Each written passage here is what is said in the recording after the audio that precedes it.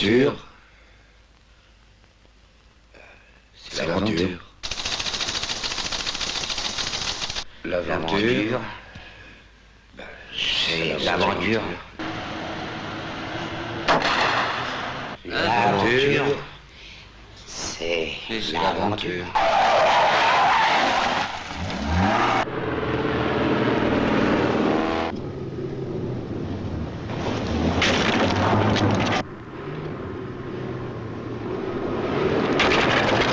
L'aventure, c'est l'aventure.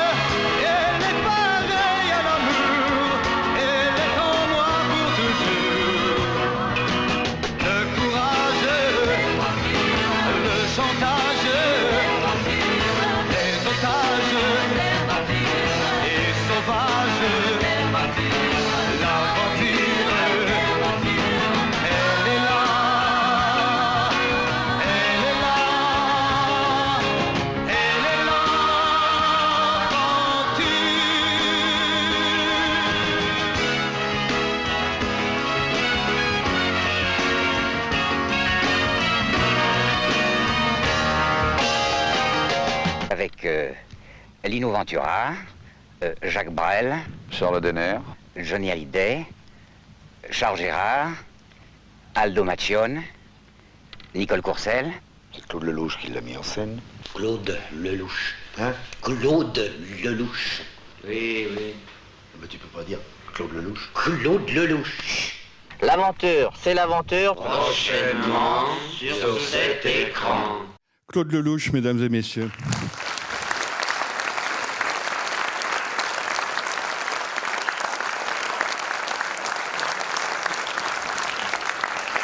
Merci infiniment.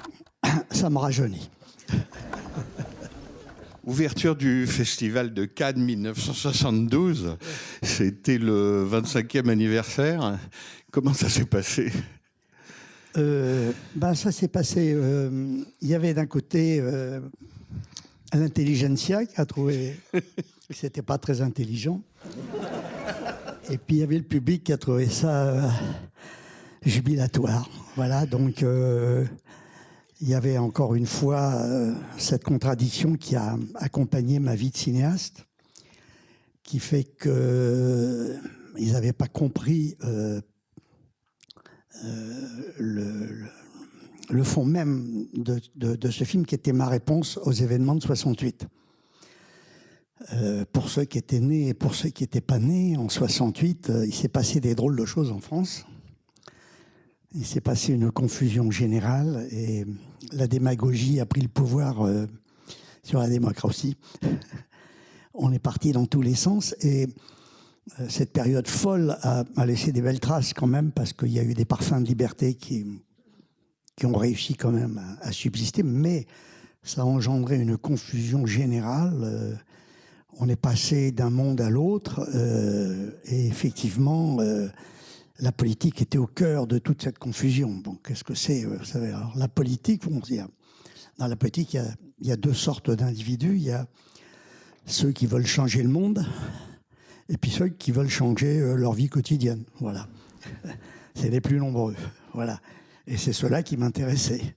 C'est-à-dire que c'est vrai que la politique est un véhicule formidable pour améliorer le quotidien. Il y a pas mal d'avantages quand on arrive à trouver le bon créneau. Voilà. Donc, à l'époque, il y avait un personnage important qui était le général de Gaulle et qui, lui, avait vraiment envie de changer le monde. Et autour de lui, il y avait pas mal de mecs qui voulaient changer leur quotidien. Voilà. Et donc, moi, j'étais au milieu de tout ça. En plus, j'ai fait partie de cette bande de fous furieux qui avons arrêté à l'époque le Festival de Cannes. Dans cette bande, il y avait Godard, Truffaut, Polanski et moi. Voilà.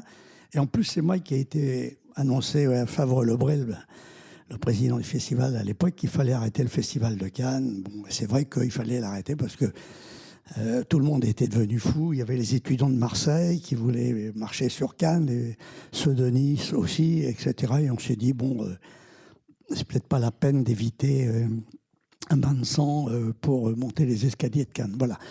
Donc, alors cette époque-là était tellement folle, tellement dingue, on a entendu tout et son contraire. Ça partait dans tous les sens. À un moment donné, je me suis dit, bon, je vais pas... J'ai envie de faire une comédie sur cette période folle, quoi. Voilà, j'avais envie qu'on rie de tout ce qu'on venait de vivre, voilà, et c'est comme ça qu'est né le scénario et l'histoire de l'aventure, c'est l'aventure. Mais encore une fois, comme je l'ai répété, moi, je travaille avec un grand scénariste qui s'appelle La Vie. J'ai fait 51 films et La Vie a été mon scénariste préféré. Je veux dire que tous les personnages de mes films, je les ai croisés. Les dialogues de mes films, je crois les avoir entendus. Enfin, je suis un reporter. J'ai essayé d'être le reporter de mon temps, les années 60, 70 jusqu'à aujourd'hui. À chaque fois, j'ai essayé de partager avec le plus grand nombre, des fois avec le plus petit nombre, mon intime conviction. Et l'intime conviction, je pense que c'est, comme je le disais la dernière fois, c'est la richesse de chacun d'entre nous. Je veux dire que c'est ce qui reste chez chacun d'entre nous après avoir écouté tous les discours, avoir assisté à tout ce qu'on assiste. Voilà. Et cette intime conviction, elle est le résultat de notre part de rationnel et de notre part d'irrationnel. Notre part de rationnel nous dit qu'on est mortel, notre part d'irrationnel nous dit qu'on est là pour toujours, pour l'éternité. Voilà. Et donc, c'est pour ça que j'adore dans mes films mélanger le rationnel et l'irrationnel. Ce que fait l'aventure, c'est l'aventure. Et puis, moi, j'avais grandi avec Les Pieds Nickelés, qui était une bande dessinée absolument incroyable. Et cette bande, bon, pour moi, c'était vraiment le cœur même de ce qui m'a fait grandir. Et j'ai jamais autant ri en lisant les bandes, Les Pieds Nickelés. Donc, c'est vraiment une bande de Pieds Nickelés qui, dans le monde d'aujourd'hui, ont le sens du système D. Je veux dire qu'il y a toujours ceux qui arrivent à se démerder. Voilà. Donc, si vous voulez, encore une fois, quand on a fait ce film, on savait très bien qu'on allait fâcher les grincheux, mais qu'on allait amuser le public. Et entre les grincheux et le public, j'ai toujours choisi le public. Voilà. Enfin, mais c'est vrai qu'on a eu très peur quand j'ai proposé le film à Lino Ventura, à Jacques Brel, etc. Ils m'ont dit est-ce que le film sortira? Voilà. On n'était pas sûr qu'on puisse aller au bout du voyage, mais voilà, donc ça fait partie de ces merveilleux souvenirs et qui fait que je suis très très heureux de voir que l'aventure vous a encore séduit aujourd'hui. Voilà. Parce que ce qui est étonnant, Claude Lelouch, c'est que quand on revoit le film aujourd'hui, en fait, ce qui frappe le plus, c'est effectivement son audace et son culot. Et l'audace et le culot du film, ils sont un peu à tous les étages. Alors peut-être le plus évident, ça dépend quel âge on a. Ça dépend, voilà, comment on voit l'année 1972, qui était peut-être une année, mais une des années les plus politisées quasiment du siècle. Enfin, c'était la révolution culturelle, l'Amérique latine, l'Afrique, etc. C'était 4 ans après 68. Vous dites vous-même que vous avez été partie prenante, parce que ce festival de Cannes, vous le dites vous-même, il fallait sans doute l'arrêter, c'est-à-dire qu'il fallait pas faire comme si rien ne se passait, alors qu'en fait, il n'y avait plus une goutte d'essence dans le pays. Ça travaillait plus beaucoup, ça n'enseignait plus du tout. Donc, il se passait quelque chose. Donc, vous n'avez pas forcément de regret d'avoir contribué, par exemple, à arrêter ce festival de Cannes. Mais en revanche, et vous le dites très bien, vous traitez des choses que tout le monde prenait terriblement au sérieux, ça, on ne peut pas dire le contraire, par l'humour et même par quelque chose qui, je pense, vous a été beaucoup reproché, mais ça marche toujours puisqu'on a beaucoup ri, c'est la dérision. Bien sûr. C'est-à-dire que vous trouvez tout ça dérisoire. Oui. Non, mais vous avez fait une très belle synthèse. À l'époque, tout était politique dans ces années-là. Tout de suite après 68, enfin toutes les années qui ont suivi.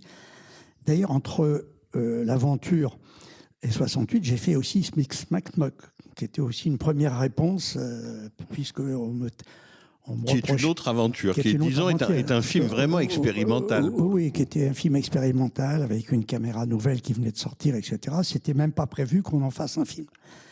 Et comme on me reprochait à l'époque de m'intéresser qu'à des gens nantis, j'ai dit, écoutez, je vais faire le portrait des smicards. Voilà. Donc, encore une fois, pour revenir à ce que vous disiez, tout était politique. Tout était politique. Et évidemment, du moment qu'on avait un alibi politique, on avait droit de tout faire. Voilà. Et donc, évidemment, les premiers qui se sont emparés de la politique, c'est les voyous. Car si on regarde tout ce qui s'est passé à l'époque, tous les coups qui se sont faits, les banques qui sont fait attaquer, après j'ai fait la suite avec la bonne année. C'est-à-dire que du moment que vous aviez un alibi politique, on vous pardonnait presque les pires atrocités. Bon, donc c'était une époque folle, c'était une époque on s'amusait bien. Le pire n'était pas encore arrivé.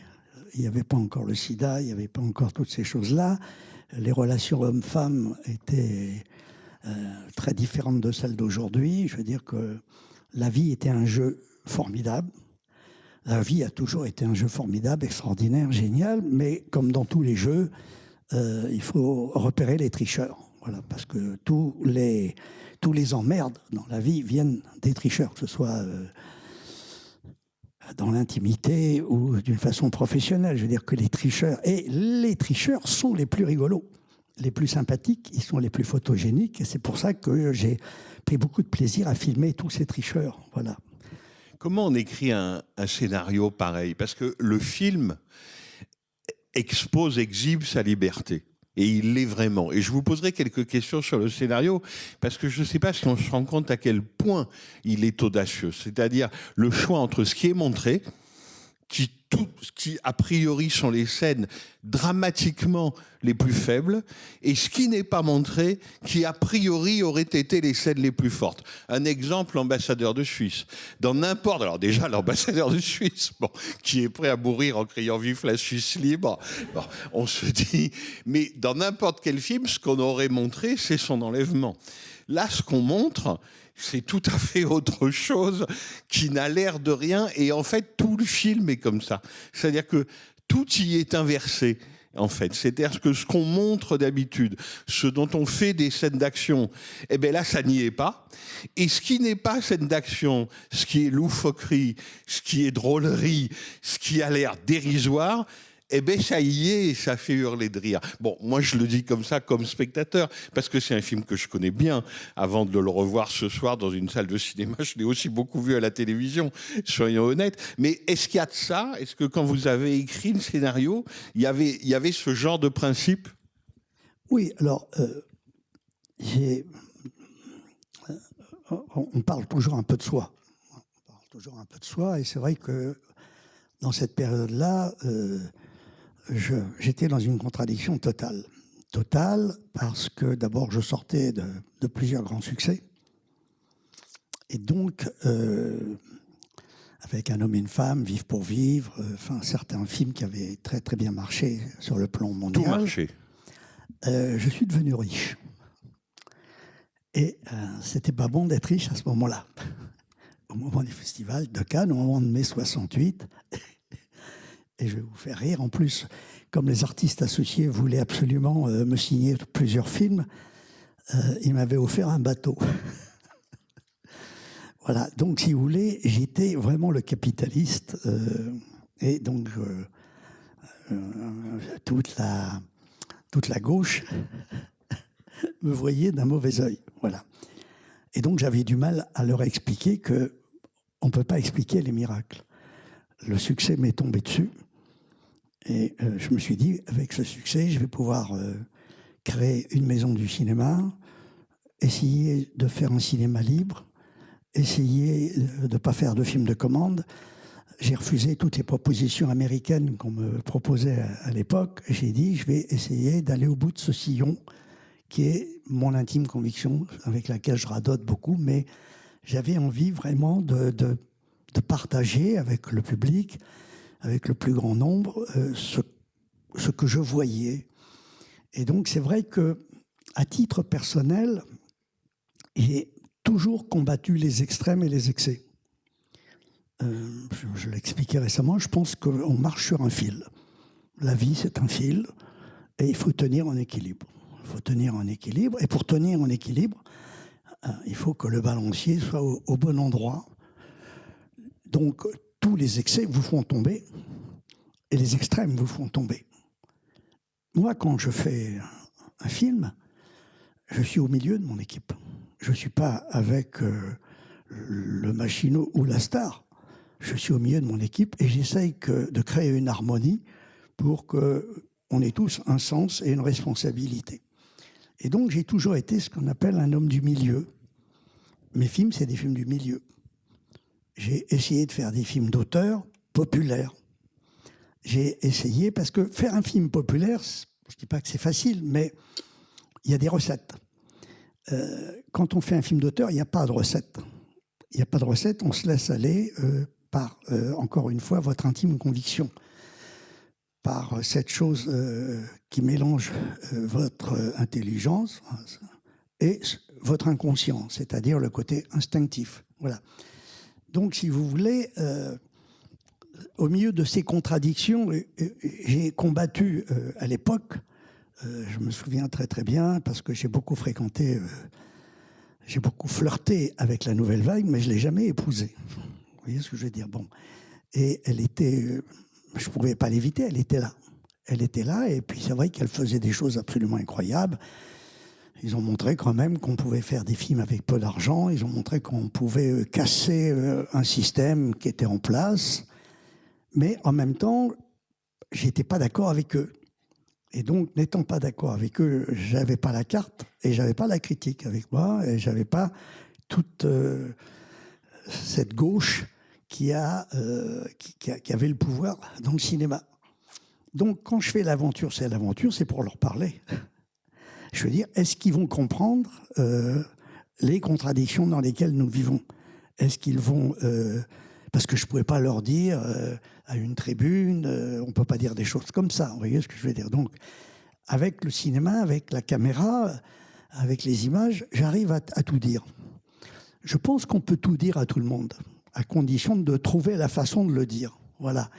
Et donc, derrière l'aventure, c'est l'aventure, j'ai essayé de trouver la façon de le dire. Voilà. Mais je n'aurais pas pu le dire en direct et en me prenant au sérieux. Et en prenant des risques quand même, parce que je me disais en revoyant le film aujourd'hui, finalement les scènes qui sont passées à la postérité, que tout le monde connaît, que tout le monde aime, qu'on imite, etc., Aldo Macione, la classe, etc., c'est peut-être les scènes les plus risquées. Parce que, par exemple, cette scène, vous allez me raconter un peu comment vous l'avez tournée, parce qu'il y a des jeunes femmes en maillot de bain au premier rang, au premier plan, qui regardent ces imbéciles en train de faire les imbéciles et qui se foutent de leur gueule. C'est pareil, vous restez derrière elles, vous gardez la caméra loin, vous faites peu de raccords ou pas du tout, même de raccords dans l'axe pour faire des gros plans ou des choses comme ça. C'est-à-dire que ce plan, il est très audacieux, en fait. Il est très audacieux, pourquoi? Mais ça, vous devez le savoir mieux que personne. C'est que ça peut être génial et ça peut devenir légendaire, comme ça peut être quasiment rien. C'est-à-dire des imbéciles qui font les imbéciles. Oui. Et je rigole, hein, mais c'est mon curé chez les nudistes, quoi. C'est-à-dire que c'est vraiment sur le fil du rasoir, quand même. Oui, mais comme je vous le disais tout à l'heure, moi je travaille avec la vie, et c'est la vie qui m'a donné l'idée de cette scène. C'était un dimanche matin, donc normalement on ne tournait pas. Et on était à Antigua, c'est une île de rêve, etc. Et on avait tous des petits bungalows. Donc c'était dimanche matin. Et je pense qu'il était 11h du matin. Donc c'était une journée de vacances. Et puis moi, j'étais dehors sur la plage devant mon bungalow. J'étais en train de préparer les scènes de demain, du lendemain. Et je vois à un moment donné Aldo Macione qui quitte son bungalow, qui a repéré les 5 filles que vous avez vues dans le film, c'est des vraies, hein, c'est pas des figurantes, et il essaye de les draguer. Et moi, évidemment, je regarde Aldo, il y en a 5. Hein. Il faut vraiment être très fort pour en attaquer 5 d'un coup. Et Aldo, je le vois marcher devant les filles pour essayer de se faire repérer. Je suis mort de rire. Donc c'est la vie qui, à ce moment-là, me dit « Claude, si toi tu ris, tu peux faire rire la terre entière avec ça. » Je vois Aldo passer, une fois, 2 fois, les filles ne le voient absolument pas. Oui, pourquoi voulez-vous regarder pour lui, l'italien qu'il est, parce que ça vient de très loin, cette démarche, il l'a piqué à d'autres acteurs italiens qui le faisaient formidablement. La classe, il a récupéré un truc très, très, très, très italien. Et je vois Aldo passer une fois, et puis là, je cours vers lui, je dis, écoute, ne repasse pas, ne bouge pas. Je trouve les autres, ils sont dans leur bungalow. J'arrive à trouver une caméra, je place la caméra à la place de mon bungalow et je leur dis, écoutez, soyez gentils, suivez Aldo et essayez de réveiller ces 5 filles. Car elles étaient vraiment ailleurs. Elles se foutaient complètement, elles n'avaient pas du tout envie d'être draguées ou quoi que ce soit. Le seul qui me dit non, c'est Lino. Il me dit, écoute, je peux pas, là, écoute, tu nous as fait faire tellement de conneries dans ce film, mais là, quand même, là, comment je vais expliquer ça à ma femme? Et je lui dis, écoute, sois gentil, tu sais ce que tu fais, tu passes pas, tu les regardes passer, simplement, et tu te fous de leur gueule, c'est déjà pas mal. Et les filles ne savent pas qu'on tourne. Vous avez vu l'emplacement? J'ai un téléobjectif. Je suis à peu près à 50-60 mètres derrière les filles.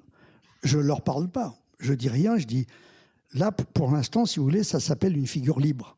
Dans mon cinéma, il y a les figures imposées, les figures libres. Et là, je me dis, peut-être qu'après, on ira leur demander une signature pour l'autorisation d'utiliser. Peut-être qu'on fera des gros plans sur elles. Mais c'est une récréation, c'est un dimanche. C'est un dimanche, c'est l'heure de la messe. Et à ce moment-là, donc je lâche toute l'équipe. Ils sont habillés comme ils sont habillés sur la plage. Hein. C'est pas les costumes du film. Et après, on a gardé ces costumes en raccord. Donc ça, c'était les costumes qu'ils avaient pour cette journée de vacances. Donc quand je vous dis que je travaille avec la vie, l'exemple est flagrant. C'est la vie qui me donne l'idée. Et évidemment, je lâche le paquet. Les filles ne les regardent pas. Elles se disent qu'on va pas... Et puis en plus, les femmes, si elles bougent, on va les emmerder. Elles ont envie d'être tranquilles. Donc, si elles veulent être tranquilles, il ne faut pas qu'elles fassent semblant de s'intéresser à eux. Parce que si on s'intéresse, bonjour, il y a contact. Et donc, je leur avais dit, écoutez, on va voir, peut-être qu'il y aura contact. Peut-être qu'elles vont rigoler, peut-être qu'on ne sait pas ce qui va se passer, on joue avec elles. Mais comme elles s'en foutent complètement, c'est là que ça devient génial. Il n'y a pas un metteur en scène au monde qui aurait eu l'idée de leur dire « ça vous fait rien ». Vous voyez ce que je veux dire? C'est-à-dire que là, on est dans le 4e, 5e degré. C'est-à-dire que je ne peux plus... Là, je ne peux pas penser ça avec un scénariste. Vous voyez? Parce qu'avec un scénariste, on dit, bon, ben, on va établir un contact, il va se passer des histoires. Non, là, rien. Et c'est parce qu'il ne se passe rien qu'il se passe tout. Et ce qu'il y a de formidable, c'est que pendant la prise, encore une fois, la mise en scène, elle vient même plus de moi, elle vient de la situation. Lino Ventura, quand il les voit partir, il dit, mais je ne peux pas ne pas être dans une scène aussi drôle. Donc il recolle avec eux et il leur fait croire que c'est lui qui a inventé. Vous voyez ce que je veux dire? Donc encore une fois, comme je le dis, le 2e, le 3e, le 4e degré, on ne peut l'utiliser que si le 1er degré existe. Là, il y a le 1er degré. Le 1er degré, c'est ces 5 filles. S'il n'y a pas ces 5 filles sur cette plage ce matin-là, j'ai jamais d'idée. Et si moi, je ne suis pas dehors, je ne vois pas. Voilà, donc ça, c'est le résultat même de mes figures libres. Et des figures libres comme ça, il y en a dans tous mes films. Dans tous mes films, il y a à un moment donné la vie qui me dit « Claude, regarde. Claude, tu n'avais pas pensé à ça. Claude, si, Claude, ça. Et puis surtout, j'ai très vite compris que ceux qui reçoivent les informations sont plus importants que ceux qui les donnent. C'est pour ça que je cache énormément le scénario et les informations importantes, parce que quand on découvre une information importante en direct, l'acteur ne joue plus. Ce qui arrive à Anouk Aimée, quand elle descend du quai de la gare avec Jean-Louis Trintignant, elle ne savait pas que Trintignant l'attendait. Ou Anouk Aimée, à la fin d'un homme qui me plaît, je ne sais pas si Jean-Paul va descendre ou pas. Donc, si vous voulez, c'est ce cinéma que j'ai pratiqué, c'est du cinéma d'amateur. Ça relève du cinéma. Alors, évidemment, j'ai amélioré le système. Du cinéma d'auteur aussi. Oui, mais ça se mélange très bien. Ça se mélange très bien, puis c'est un cinéma qui ne coûte pas trop cher. Vous voyez ce que je veux dire? Bon, après, on a eu l'élégance d'aller voir les jeunes femmes et de leur verser un cachet de figurante. Elles ont rien compris. Elles n'ont pas compris parce qu'elles n'avaient même pas... Elles n'ont pas participé au tournage, vous voyez. Ça a dû leur faire un souvenir, quand même. Alors, c'est intéressant ce que vous dites quand vous dites figure libre plutôt qu'improvisation. Vous préférez le terme de figure libre. Donc, c'est en même temps, quand on connaît vos films, on voit bien qu'il y a un double courant, c'est-à-dire qu'il y a ce goût de la figure libre, de l'improvisation, on capture la vie et on en fait quelque chose. Et en même temps, par exemple, hier soir, j'ai vu un de vos films qui est extrêmement concerté. Il y a des jours et des lunes, et il ne peut être que concerté, parce que c'est au millimètre près, des gens qui se croisent, qui se rencontrent. C'est un film choral, mais aussi sur la géographie. Enfin, il ne peut pas y avoir beaucoup de place pour l'improvisation. Mais il y en a. Alors voilà, par exemple, est-ce qu'il y en a là? Bien sûr, il y en a toujours, parce que, encore une fois, quand je fais des répétitions, quand je mets les séquences en place, moi, je travaille avec un immense metteur en scène qui est la vie. Je suis obligé de le reconnaître, parce qu'à un moment donné, les acteurs, ils ont des fois des doutes. Et quand ils ont des doutes, c'est bon signe. Enfin, je veux dire, ça veut dire qu'il y a quelque chose qui ne va pas. Par exemple, la première scène Il y a des jours et des lunes avec Paul Prébois, qui raconte... c'était une scène très courte. Qui raconte tous les malheurs que la Lune produit. Et d'ailleurs, cette scène est absolument étonnante. Parce que Paul Prébois, elle est étonnante, pourquoi? Parce que Paul Prébois, on voit qui c'est, mais on ne l'a jamais entendu dire des choses aussi sérieuses. Oui, c'est mon curé chez les riches, vous voyez. Enfin, c'est un partenaire formidable de Funès. Donc, au départ, j'avais prévu une scène assez courte. Et puis, il est parti dans un délire que j'ai dégusté. Vous voyez ce que je veux dire? Parce que c'était un homme très cultivé, très cultivé. Il connaissait absolument les effets de la pleine lune sur les marées, tout ça. Et donc, si vous voulez, encore une fois, c'est une figure libre. Voilà. Il y a une figure libre aussi importante, c'est avec Lanvin et Darmon lorsqu'ils l'arrêtent sur la route. Voilà. Donc là, je me suis amusé à affronter Darmon et Lanvin qui, ce jour-là, étaient deux jeunes coqs qui n'avaient pas envie de baisser la garde. Donc, si vous voulez, dans tous mes films, il y a des figures libres, même ceux qui sont très écrits. Et c'est un film très écrit. Il y a des jours et des lunes, c'est un film très écrit, où finalement, est aussi un film très écrit, mais il y a aussi des figures libres. Et les figures libres, je les souhaite. Je les souhaite parce qu'elles vont un peu plus loin et elles ont peur de rien. On le disait encore l'autre jour, regardez aujourd'hui, quel scénariste aurait pu écrire que Trump serait président des États-Unis? Vous voyez, je veux dire, c'est la vie. Mais la vie a réussi ce tour de force. La vie a écrit que l'abbé Pierre pouvait faire des pirouettes. Vous voyez ce que je veux dire? Donc, ça va plus vite. Moi, si demain matin, j'arrive avec un scénario en disant l'abbé Pierre a une vie sexuelle, tous les producteurs ont dit, Monsieur Lelouch, s'il vous plaît, c'est une légende, c'est un homme auquel on ne peut pas toucher. Vous voyez, donc oui. La logique... On fait des hagiographies. Voilà, la logique ne tient pas la route. Mais la vie, elle va plus loin, elle se fout de la logique. Elle se fout de tout. Et je le vérifie tous les jours. Et dans tous les domaines. Ce soit, mais dans tous les domaines, je ne vais pas faire une liste. Donc, j'ai été très sensible à ça dès le départ. J'ai très vite compris que les figures libres avaient plus de talent que moi. Et vous savez, le talent d'un metteur en scène, c'est de mettre le talent des autres en évidence. Je veux dire, moi, je suis là pour mettre en talent, en valeur le talent des acteurs, de la musique, des auteurs, du monteur, de l'accessoiriste et de la lumière. Voilà. Donc, si vous voulez, je joue avec tout ça. Et mon cinéma est né de ma curiosité. Est né de ma curiosité et de l'amour que j'ai de la vie. Je vis une grande histoire d'amour avec le cinéma et la vie. Mais la vie et le cinéma, pour moi, c'est pareil, puisque la vie est très photogénique. Elle est très, très photogénique. Donc, j'ai très vite compris que ma curiosité cinématographique et ma curiosité pour le genre humain allaient faire bon ménage. Alors, il y a des coups où ça marche, il y a des coups où ça ne marche pas, vous voyez ce que je veux dire. Mais encore une fois, j'ai essayé de faire un cinéma naturel, un cinéma qui ne repose pas sur du marketing, sur des prévisions de recettes, sur des acteurs bankable. Non, moi, tous les acteurs qui sont venus vers moi je suis un cinéaste amateur au départ. C'est les stars qui sont venus vers moi. Moi, au départ, je n'avais pas les moyens. La première star qui m'a dit oui, c'est Jean-Louis Trintignant. Il avait vu Une fille et des fusils où il n'y avait pas de star. Il est sorti de la projection, il est venu me voir, il m'a dit, écoutez, j'ai adoré ce film, si un jour vous avez un rôle pour moi, je suis client. Voilà. Et effectivement, Alors, les déclarations d'amour, avec moi, ça marche vachement bien. Vous voyez ce que je veux dire? J'adore quand on vient me faire des déclarations d'amour, et puis voilà, et à chaque fois qu'on me fait une déclaration d'amour, j'en profite. J'en profite parce que je sais que sur l'amour, on ne va pas se tromper.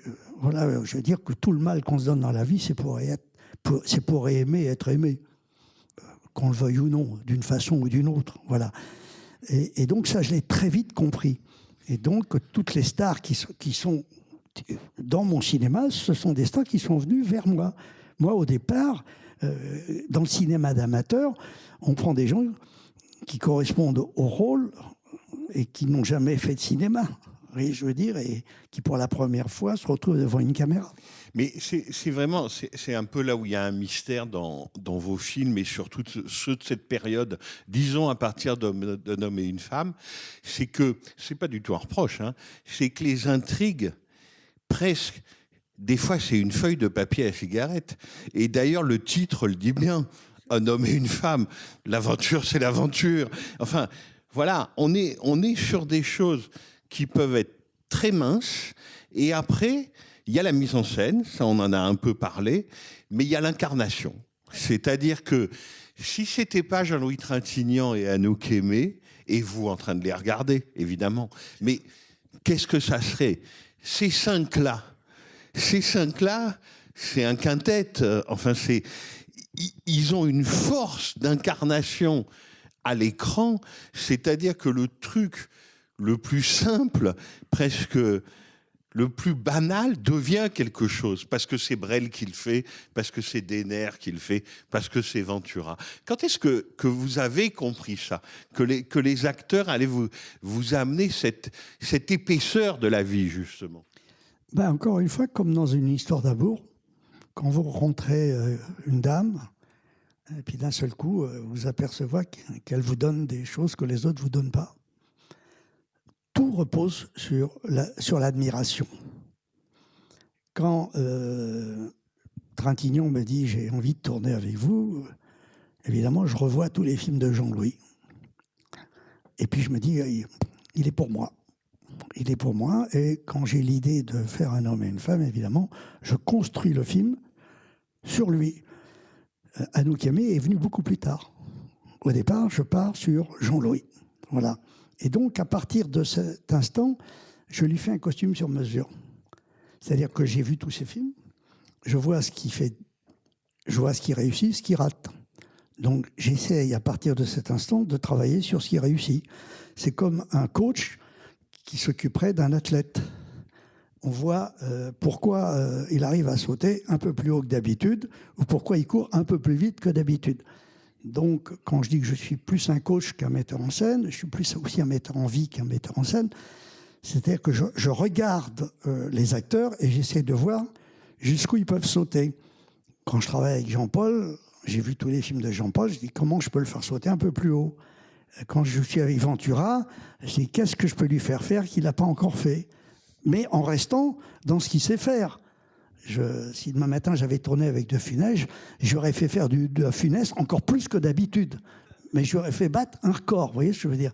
Donc j'adore à un moment donné, et les acteurs adorent que je sois leur entraîneur. Dans le sport, ils adorent leurs entraîneurs. Vous voyez ce que je dis? Parce qu'ils savent très bien que l'entraîneur a une vision. C'est un microscope qui voit nos qualités et nos défauts. Je vois les qualités des acteurs et les défauts des acteurs. Je les vois, je ne suis pas idiot. Et comme au montage, je peux couper les défauts, j'en profite. Voilà. Donc, si vous voulez, ce rapport devient amoureux. C'est-à-dire que quand je filme Anouk Aimée, j'ai envie de la prendre dans mes bras. J'aurais pu l'épouser 20 fois avant Pierre Barrault, vous voyez, je veux dire, il a été plus rapide que moi. Mais je veux dire que je suis amoureux de mes acteurs. Je suis amoureux de mes acteurs.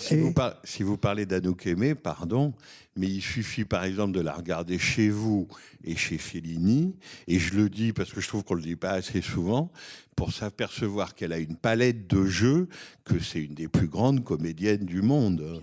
Enfin, elle est extraordinaire. Je suis ravi que vous le disiez. Elle est extraordinaire de diversité et une palette d'une richesse folle. Elle est d'une classe, pas comme Aldo.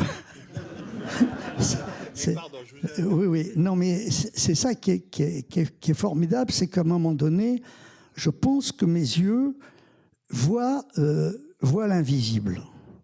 Je pense qu'un metteur en scène, à un moment donné, tous les metteurs en scène, et la liste est impressionnante de ceux qui m'ont impressionné, qui ont fait des chefs-d'œuvre, et on boxe tous dans des catégories très différentes. Moi, je fais du Lelouch, Fellini fait du Fellini. J'ai eu l'occasion de rencontrer Fellini, de parler avec lui. J'ai eu l'occasion de parler avec Kubrick. Enfin, je vous fais la liste de tout. J'ai eu la chance de parler avec tous ces grands metteurs en scène. Et j'ai compris pourquoi ils étaient des grands metteurs en scène. C'est parce qu'ils ont un truc que les autres n'ont pas.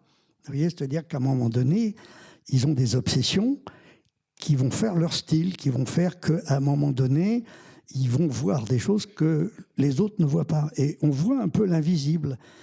Moi, ma caméra, c'est un microscope. C'est un microscope. Et à un moment donné, évidemment, je vois chez Anouk Aimée des choses qu'on ne voit pas dans la vie courante. Et donc, d'un seul coup, j'ai envie de les montrer. Je suis très fier. Il y a un métier que j'aurais pas pu faire, c'est agent secret. Moi, quand je découvre quelque chose, j'ai envie de le partager avec la terre entière. Ouais, il faut que ça se sache. Voilà. Donc, quand j'aime quelque chose, j'ai envie de le faire aimer. Tout ce que j'aime, j'ai envie de le faire aimer à mes amis. C'est drôle ce que vous dites, Claude Lelouch, parce qu'il y a quelqu'un avec parfois lequel parfois vous rompez quelques lances dans ce livre. Et même là, j'ai pas pu m'empêcher d'y penser parce qu'il y a trop de Suisses pour que ça soit honnête. Donc c'est Godard, c'est Jean-Luc Godard, que vous avez bien connu, avec lequel vous avez discuté. Quand lui, il fait tout va bien et la chinoise, vous faites ça. Donc on ne peut pas dire que vous soyez d'accord, on n'arrivera pas à vous réconcilier. Le problème n'est pas là. En revanche, vous venez de dire exactement la même chose que lui. Godard avait la coutume de dire, un cinéaste, c'est quelqu'un qui a besoin de sa caméra pour voir. Comme un scientifique, c'est quelqu'un qui a besoin d'un microscope, fût-il infiniment perfectionné, pour voir. Vous dites exactement la même chose. Vous dites, moi, ma caméra, elle me permet de voir. Bien sûr. Comme je viens du cinéma d'amateur, quand on vient du cinéma d'amateur, on est obligé d'être son propre caméraman. On n'a pas les moyens de s'offrir un caméraman. Et très vite, j'ai compris que ce que je voyais derrière ma caméra, je ne le voyais pas à 2 mètres à côté, assis dans une chaise. Vous voyez ce que je veux dire? Quand un metteur en scène est assis dans une chaise, la caméra est là. Et sur la caméra, il y a un objectif, qui peut être une longue focale. Donc, un téléobjectif qui voit les choses. Le metteur en scène, quand il est assis, qu'il assiste à une scène, lui, il voit quoi? Il voit les projecteurs, la caméra, les acteurs, il voit tout. Et après, il va falloir qu'il dise c'est bien ou c'est pas bien. Moi, quand je suis derrière mes caméras, je vois que la personne que je filme. Je vois plus les projecteurs, je vois pas tout le cirque qu'il y a autour. Et donc, comme je ne vois que l'acteur, je suis plus concentré sur lui. Vous voyez ce que je veux dire? Par exemple, à un moment donné, j'ai eu la chance de faire un stage de 3 semaines sur un film de Léo Joannon qui s'appelait L'homme aux clés d'or avec Pierre Freinet. Je ne sais pas si vous l'avez eu l'occasion de le voir. Non, je ne l'ai jamais vu. C'est un film des années 50 57, voilà. Et donc, j'ai eu la chance, parce que mon père connaissait le bistrot du studio de Billancourt, j'ai réussi à avoir un stage de 3 semaines. Et ce stage de 3 semaines m'a appris tout. J'ai su que j'allais faire ce métier, mais en même temps, j'ai vu tout ce qu'il ne fallait pas faire. Par exemple, je vous prends un exemple, parce que là, on rentre dans les détails. Donc, c'était Pierre Freinet qui jouait, et Annie Girardot faisait son premier film. Elle venait à sortir de la Comédie Française, et donc je lui portais les sandwichs et le café. Et donc, à un moment donné, on faisait des plans un gros plan sur Pierre Freinet.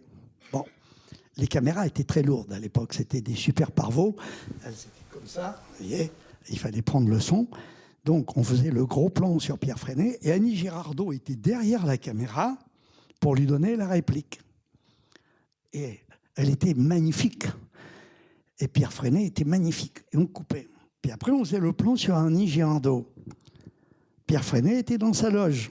Donc, c'était la script qui allait jouer à la place de Pierre Freinet. C'est pas pareil, hein. La script qui Pas donne... pareil, et manque de générosité de sa part. Voilà. Et donc, on faisait le plan sur Annie Girardot. Et Annie Girardot, elle perdait sa spontanéité. Elle avait tout donné dans la prise.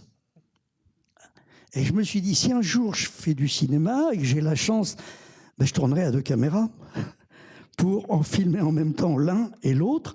Parce que c'est comme dans un combat. On donne des coups, mais on ne peut pas les redonner une deuxième fois.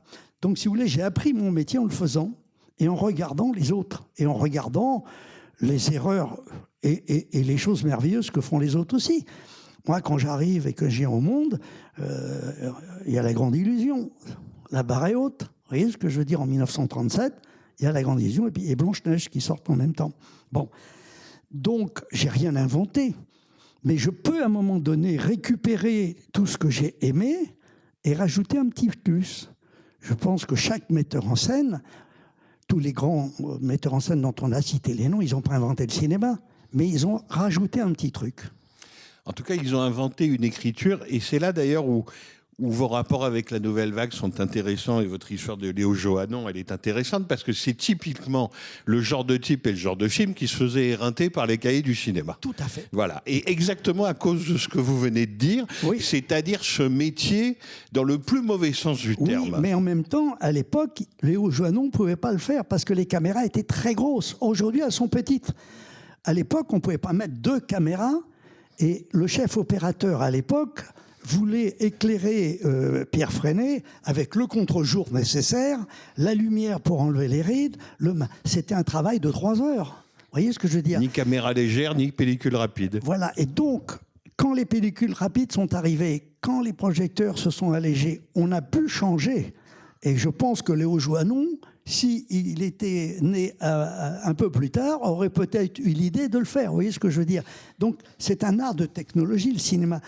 Les nouvelles technologies qui sortent aujourd'hui avec le portable, moi je peux filmer n'importe quoi. Mais en tout cas, vous l'avez eu, parce que ce qui est frappant, et surtout dans peut-être le film qui finalement a eu le plus de succès, qui vous a sorti de la série d'un succès des débuts, c'est-à-dire Un homme et une femme, ce qui est frappant quand on revoit le film, c'est que c'est pas fait pareil.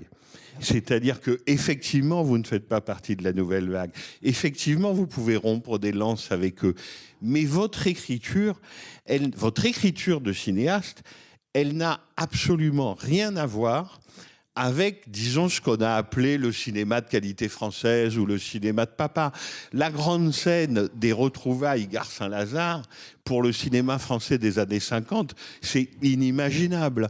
C'est-à-dire qu'on ne sait pas ce qui va se passer. Non. On ne sait pas qui va descendre du train et s'ils vont se retrouver. Et les acteurs n'ont pas de marque. Non. Et la caméra les suit. Mais tout ça est invraisemblable. Et les figurants, c'est les gens qui descendaient du train. Vous voyez, donc tout est comme ça. Et c'est ce cinéma-là que j'ai eu la chance de faire. D'abord parce que j'étais pas riche.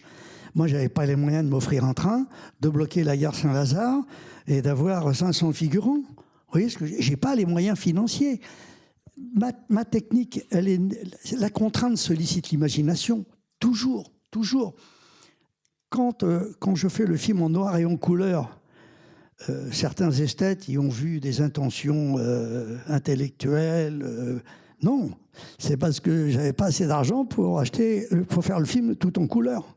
La pellicule couleur coûtait très très cher. Et en plus, au départ, je voulais faire le film uniquement en noir et blanc, parce que c'était moins cher. Bon, j'avais pas d'argent, j'ai fait ce film vraiment avec ce que j'avais. Et à l'époque, c'était l'arrivée de la télévision couleur. Et il y avait un Québécois qui achetait des films en France à condition qu'ils soient en couleur. Il s'en foutait. Il disait, est-ce que votre film est en couleur? Alors j'ai dit, non. Bah, il me dit, ça ne m'intéresse pas. Mais je dis, si, il est en couleur. Ah, bah, je le prends. Bah, je lui ai dit, écoutez, il sera en couleur. Alors j'ai un peu menti parce que je n'avais pas tout l'argent nécessaire. Donc j'ai mis le... Alors après l'alternance de la couleur et du noir et blanc, on fait l'intelligentsia. Il a vu des choses très intelligentes. Non, c'était une question de pognon. Vous voyez ce que je veux dire? Donc encore une fois, mais la contrainte sollicitant l'imagination, je peux vous raconter 1000 anecdotes comme ça. Le rallye de Monte-Carlo, j'ai pas les moyens de m'offrir le rallye de Monte-Carlo. C'est très cher. Là, dans mon dernier film, j'ai tourné au Mans. Une journée, j'ai payé très cher pour aller. Bon, j'avais les moyens d'aller au Mans. Mais à l'époque, donc je me suis dit, c'est beaucoup mieux qu'on engage une voiture dans le rallye de Monte-Carlo et qu'on fasse la course pour de vrai.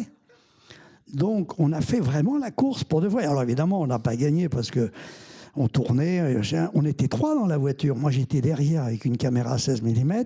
Il y avait Chemin et Jean-Louis, et on s'est tapé tout le rallye de Monte-Carlo. Donc, ça fait un autre cinéma. Et puis, j'avais une deuxième caméra qui faisait des passages de voiture. Encore une fois, la contrainte sollicite l'imagination dans mon cinéma en permanence.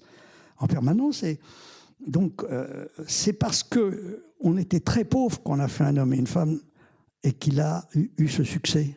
Tout simplement parce qu'on était obligé d'aller à l'essentiel. Vous voyez ce que je veux dire?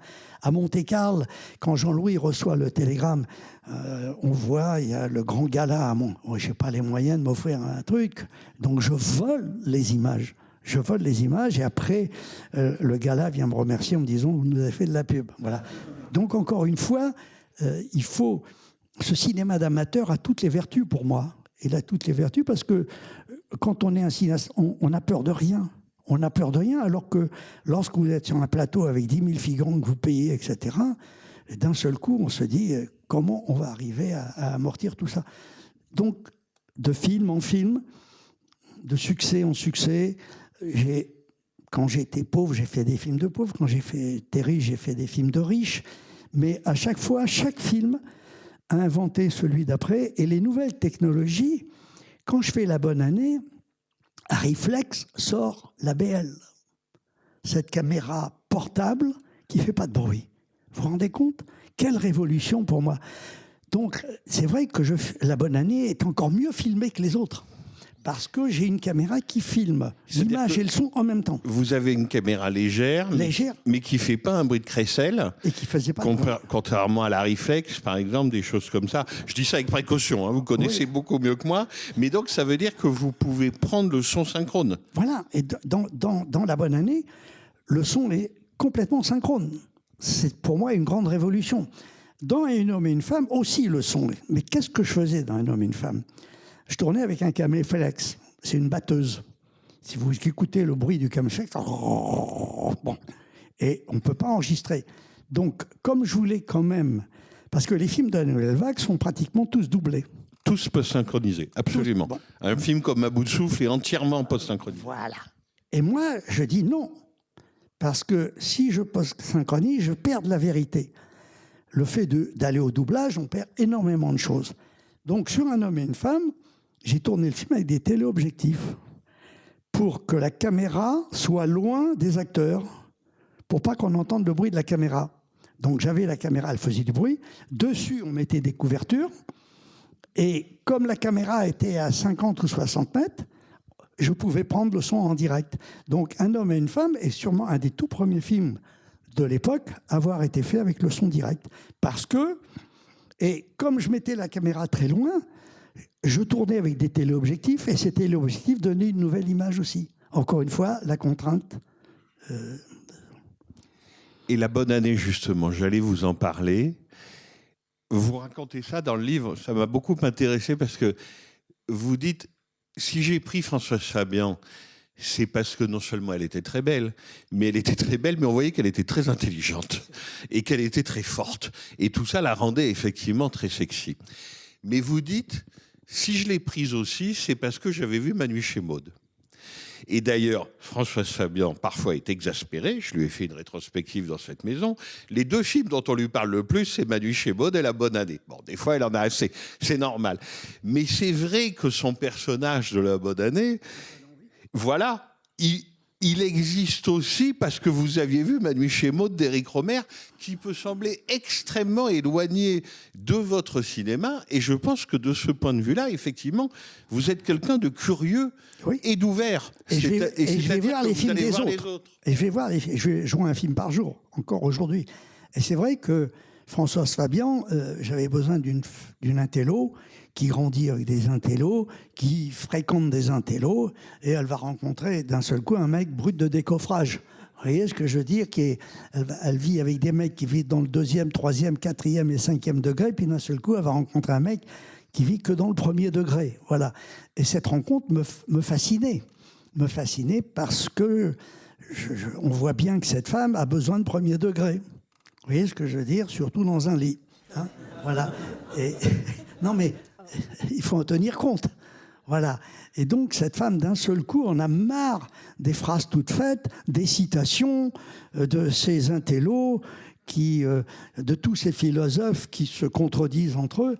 D'un seul coup, elle a envie d'un mec qui lui dit « il fait nuit, il fait jour, j'ai envie de te prendre. » Oui, et en même temps, qui est tout sauf un imbécile. Mais évidemment. C'est-à-dire que le Ventura de La bonne année, et lui aussi, ça prouve le nombre de ses facettes, c'est pas du tout le Ventura de l'aventure, c'est l'aventure. Moi, je le trouve très marrant, dans l'aventure, c'est l'aventure, il n'y a pas de problème. Mais dans La bonne année, il suffit qu'il allume une cigarette, c'est de la séduction pure. Mais parce que quand on aime quelqu'un, on fait un pas chacun l'un vers l'autre.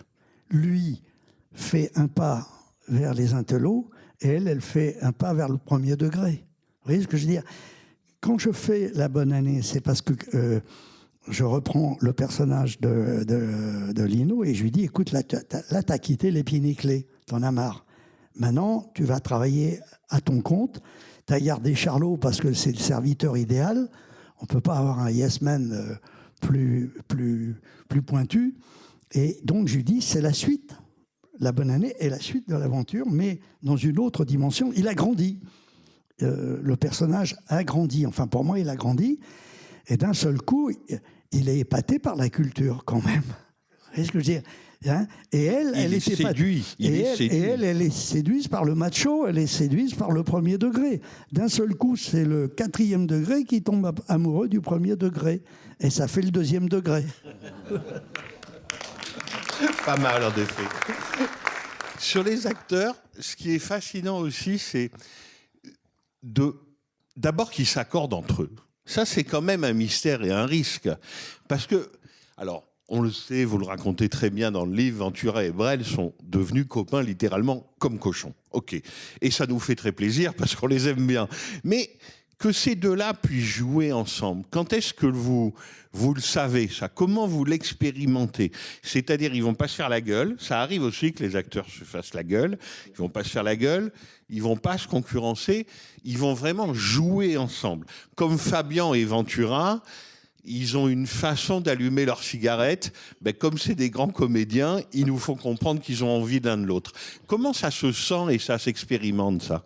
J'adore votre question. Je l'adore parce qu'elle est au cœur même de mon cinéma. Quand je fais l'aventure, le rôle de Brel devait être tenu par Trintignant. J'appelle Jean-Louis et je lui dis, je vais faire... Bon, je raconte le scénario à Jean-Louis. Jean-Louis est très gauchiste. Il est très, très à gauche. Il me dit, Claude, je ne peux pas faire ça. Politiquement, je ne peux pas faire un film pareil. Je suis désolé, mais là, je ne peux pas. Là, vraiment, non, ça ne va pas du tout dans... Mais je lui dis, mais écoute, c'est pas un film, c'est une comédie. Ah, il dit, non, mais même dans une comédie... Enfin, il a l'honnêteté de me dire que, politiquement, il ne peut pas rentrer dans un film comme ça. Donc, je me dis, il faut que je trouve un mec... Et le soir même, je suis chez moi, etc. J'allume la télé, puis je vois Jacques Brel qui chante. Je dis, mais c'est lui parce que lui, là, je suis sûr que politique, il se fout de la politique. Ça, si un mec, il parle que d'amour, il parle que de choses. Et le lendemain, j'appelle Jacques Brel. 1 heure après, il est dans mon bureau. Et il me dit, écoutez, Claude, moi, je suis d'accord. Je lui dis, je vais vous raconter ici. Il me dit, je m'en fous. Il me dit, je m'en fous complètement. Moi, un jour, j'ai envie de faire du cinéma. Donc, je vais venir vous espionner pour voir comment vous faites. Donc, je vous dis oui tout de suite. Et il me dit, je lui dis, alors, maintenant, j'ai un problème, il faut que je vous marie avec Lino Ventura, parce que lui, il est très cartésien, il a besoin de... Et puis, je lui ai vendu Trintignant. J'avais vendu Trintignant à Lino. Et Brel me dit, écoutez, là, je pars tourner à Knoklozout avec Barbara. C'était avec Barbara à l'époque. Et il me dit, écoutez, il fait ce qu'il veut. Hein. Moi, si... Donc, je vois Lino et je lui dis, écoute, il y a Jean-Louis qui m'a dit que politiquement, il ne pouvait pas rentrer dans un film comme ça. Alors là, j'inquiète Lino, il me dit, et moi, je peux rentrer politiquement là-dedans? Je lui dis, toi, oui, t'inquiète pas. Et il me dit, alors à qui t'as pensé? Il me dit, et je lui dis, j'ai pensé à Jacques Brel. Il me dit, c'est un chanteur? Je dis, oui, c'est un chanteur. Mais tu sais, les chanteurs, ce sont de très, très grands comédiens, parce que c'est pas rien d'interpréter une chanson. Il me dit, ouais, mais c'est vrai qu'il est bien ce mec. Ouais, il a eu du talent, etc. Il m'était sûr. Je dis, écoute, tu sais ce qu'on fait? On prend ma bagnole, il tourne à Knoklozout, on va manger des moules avec lui. On passe 5 minutes avec lui. Si ça te plaît, je confirme. Si ça te plaît pas, je trouverai autre chose. On prend la bagnole, on part à Knoklozout, donc déjà, il faut y aller. Et on arrive, l'autre, il est en plein tournage, et évidemment, le sourire de Brel, la façon qu'il a de vous dire bonjour, la façon qu'il a de vous prendre dans les bras et de vous mettre à l'aise fait que l'autre, il est au paradis. Vous voyez? Et avant même que je fasse un essai, je me rappelle, je vais aux toilettes à un moment donné, il y a Nino qui me dit comme ça, hein, on le prend. Hein. Voilà. Donc, vous voyez comment les choses arrivent. Voilà. Et à partir de cet instant, je pense que Brel a été aussi un élément très important dans le déconnage. Parce que Brel, à lui, il a tous les degrés. Lino Ventura, il est quand même cartésien. Il a besoin d'être convaincu de ce qu'on lui dit. Brel, non. Lui, c'est un poète. Il voltige partout. Il va partout. Et quand je dis à Brel, je lui raconte le scénario, il me dit, on va se régaler. On va se régaler. Et comme Lino, d'un seul coup, tombe en admiration, il trouve un pote. Il trouve un mec qui le fait sortir de chez lui. Lino, il rentre tous les soirs à la maison. Brel, il n'est jamais rentré à la maison le soir. Vous voyez ce que je veux dire? Donc, d'un seul coup, il découvre un parfum de liberté qui le fait décoller. D'un seul coup, le Lino de l'aventure, c'est l'aventure, c'est pas le Lino qu'on connaissait. Et il y a aussi un troisième élément, c'est Charles Denner. C'est pas rien, Charles Denner, qui lui est à mi-chemin entre les deux. C'est-à-dire, il est aussi très cartésien, mais il est fou.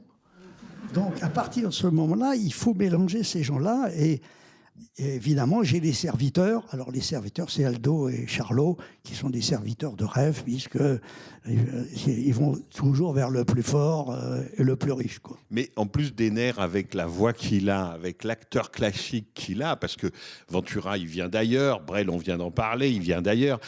Denner, là, dans le trio, c'est l'acteur classique par excellence. Lui, il est vraiment comédien, quoi. Oui, d'ailleurs, c'est lui qui leur explique la politique. C'est lui qui leur donne les cours de politique et qui les rassure. Non, alors évidemment, là maintenant, encore une fois, je remercie le ciel que Trintignant m'a dit je peux pas.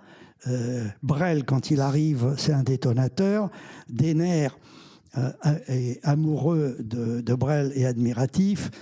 Donc, à un moment donné, je sens que j'ai une machine de guerre et que je vais pouvoir faire joujou. Voilà, encore une fois, le casting, on ne dira jamais à quel point c'est important. Je veux dire que quand on a le casting, on a fait la moitié du film. Et je savais qu'avec ce casting, j'allais pouvoir voyager.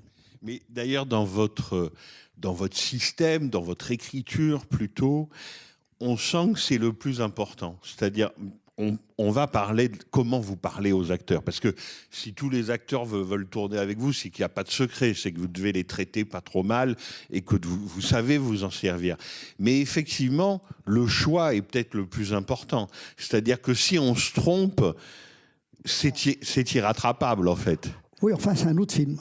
Voilà. On part sur un autre film, on ne fait pas le film qu'on avait rêvé. Mais les acteurs, il faut les traiter comme on traite ses amis ou comme on traite les femmes de notre vie. Moi, la direction d'acteur, je ne la fais pas sur le plateau. C'est trop tard. Il y a trop d'éléments à contrôler. Moi, ma direction d'acteur, elle commence en amont. C'est-à-dire que je déjeune, je dîne, je sors, je vais au cinéma, je vais au théâtre. Avec chacun de mes acteurs, je vis avec eux. J'ai besoin de les traiter comme on traite un copain ou comme on traite la femme de sa vie. Donc, quand j'arrive sur le plateau, je les connais. Je les connais intimement. Ils m'ont raconté leurs cicatrices, leurs valises, leurs emmerdes. Et je vais me servir de tout ça. Vous voyez ce que je veux dire? Sur un plateau, qu'est-ce que vous faites? Vous dites, tu vas là, tu prends le verre, etc. On ne dirige pas des grands comédiens.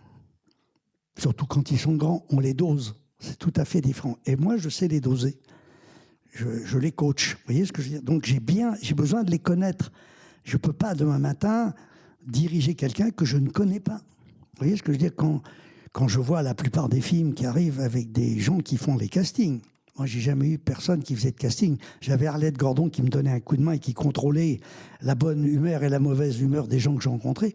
Mais moi, les acteurs, je les appelle au téléphone, je les vois, je fais des essais avec eux. J'ai pas quelqu'un qui fait les essais. J'ai pas un directeur de casting. Demain matin, dans les films américains, vous arrivez, les acteurs, vous ne les avez pas choisis. Le scénario, il faut le respecter à la ligne. Ce n'est pas le cinéma que je sais faire.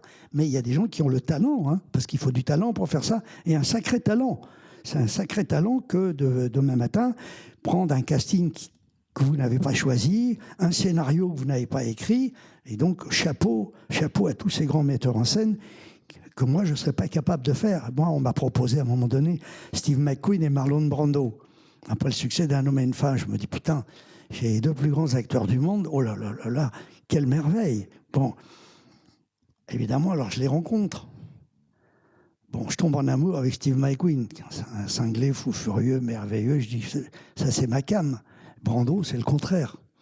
Puis après, je tombe sur des producteurs qui me disent, voilà le scénario, sur lequel je ne peux rien faire. Il y a autant de répliques pour l'un que pour l'autre, autant de gros plans que pour l'un que pour l'autre, et ça se termine aussi bien pour l'un que pour l'autre. Je dis, écoutez, moi, je ne connais pas la fin de mes films, donc j'ai refusé le film. Vous voyez ce que je veux dire? Je ne suis pas fait pour ce cinéma-là. Je ne suis pas fait pour un cinéma de commande. Et je salue tous ceux qui arrivent à le faire.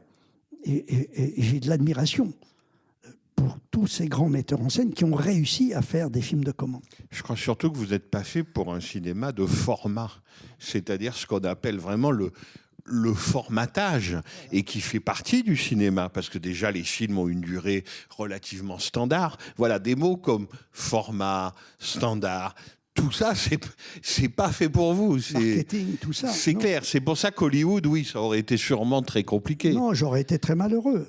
Alors, j'ai tourné un film aux États-Unis avec James Caan, qui est un autre homme, une autre chance, je crois qu'il va passer.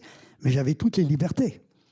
J'ai eu la possibilité de faire mon cinéma à ma façon, et avec ses figures imposées et ses figures libres. Mais encore une fois, je fais du cinéma comme je vis. Je vis de la même façon. Je veux dire que chaque seconde invente la seconde d'après. Bon, j'ai plutôt tendance à dire oui que non, parce que le oui m'a plus récompensé que le non. Je remercierai d'ailleurs jamais assez les gens qui m'ont dit non. Ça m'a permis de trouver ceux qui m'ont dit oui. Vous voyez, il y a plein d'acteurs qui ont eu peur de mon cinéma. Hein, voilà. Donc, à un moment donné, j'ai besoin de gens qui ont un peu, qui sont joueurs et qui acceptent l'idée de perdre. Voilà. Et je pense que la liberté, c'est la possibilité de se tromper. Vous voyez ce que je veux dire? C'est ça, la liberté. Il y a quelque chose qui revient chez vous quand même, Claude Lelouch, constamment, je trouve, dans vos films. C'est un thème qui est là, un motif, comme on dit chez les peintres. C'est quand même la fugue, l'échappée belle. C'est-à-dire que vous êtes quelqu'un de très organisé. Vous faites aussi partie d'une génération qui a vite compris que si elle voulait faire un peu les films qu'elle voulait faire et pas d'autres, il fallait être son propre producteur, il fallait des bases, ça veut dire qu'il faut des bureaux, ça veut dire qu'il faut aller au bureau, des choses que d'autres cinéastes n'aiment pas du tout. Donc vous avez une société de production, vous avez une salle, vous avez des murs, vous avez des gens qui travaillent pour vous. Et constamment, je ne parle même pas de la vie privée, qui est encore autre chose, mais ça existe aussi. Et constamment dans vos films, et peut-être que le film le plus célèbre et un des plus réussis, c'est Itinéraire d'un enfant gâté. Là-dessus, il y a sans arrêt le thème du type qui largue les amarres. C'est-à-dire, oui, j'ai tout ça, il y a une femme, il y a des enfants, il y a des maisons, il y a un travail, il y a des gens qui comptent sur moi, etc. Et l'irrésistible tentation, et on franchit le pas de la tentation de se tirer. Je pense que je vous apprends rien, mais c'est quelque chose qui chez vous revient tout le temps. Tout le temps. J'ai beaucoup joué au poker, à l'armée surtout, on se faisait chier. Et j'étais pas mal au poker.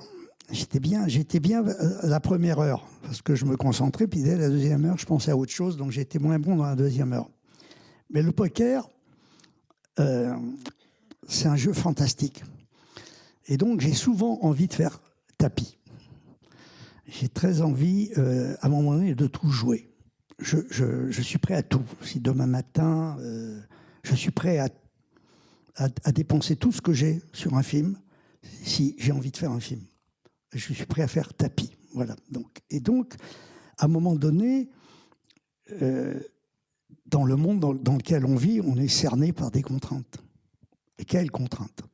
Donc, comme j'ai peur de ces contraintes, avec le premier argent que j'ai gagné avec Un homme et une femme, j'en ai gagné pas mal, la première chose que j'ai fait, j'ai construit une maison du cinéma à Paris, 15 avenue Hoche, qui existe toujours.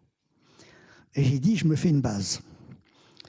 Je vais me faire, pour le cinéaste amateur que je suis, je vais m'offrir des outils. Mes caméras, je les ai toujours achetées. Je ne les ai jamais louées.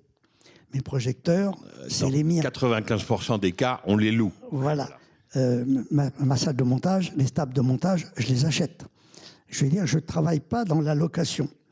D'un seul coup, tout ça m'est venu un peu de Melville. Melville avait ses studios, les studios Génère. Et j'étais très pote avec Melville. On a eu des relations formidables. C'était un garçon que j'adorais. Et je me suis dit, je vais faire comme Melville. Si un jour j'ai un peu d'argent, la première chose que je fais, j'achète mes bureaux, ma salle de projection, parce que la salle de projection, c'est là que tout se passe, mes salles de montage, mes caméras, mon matériel, pour pouvoir dire merde à tout le monde. Vous voyez ce que je veux dire? Parce que quand vous avez tout ça, vous avez une base formidable. Des acteurs, on peut toujours en trouver.